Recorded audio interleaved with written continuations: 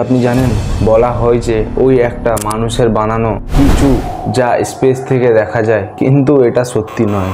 এটা লোয়ার আর্থ অরবিট থেকে দেখার চেষ্টা করলে এটা দেখা যাবে না, কিন্তু এটার মানে এটি নয় যে এটি একটি আশ্চর্যজনক স্ট্রাকচার নয়। এই ওয়ালটি 2500 সাল পুরনো। এটিকে বানিয়েছিল চাইনিজ এম্পারার নিজের জমিনকে প্রোটেক্ট করার জন্য। একটা দেওয়াল বানানো ফ্লপ আইডিয়া, কারণ অনেকবার এটাকে ব্রেক থ্রো করা হয়েছে।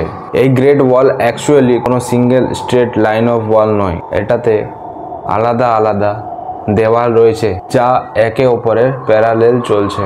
অনেক জায়গায় এই দেওয়ালের মাঝে মাঝে অনেক বড় বড় গ্যাপও আছে।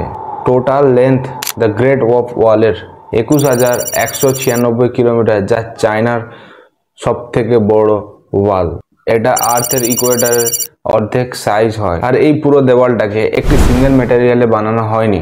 কোথাও কোথাও ইটের ব্যবহার, কোথাও গ্রানাইট, মার্বেলস, আর কোথাও কাঠের ব্যবহার। আবার কিছু জায়গায় স্টিকি রাইসেরও ব্যবহার করা হয়েছিল।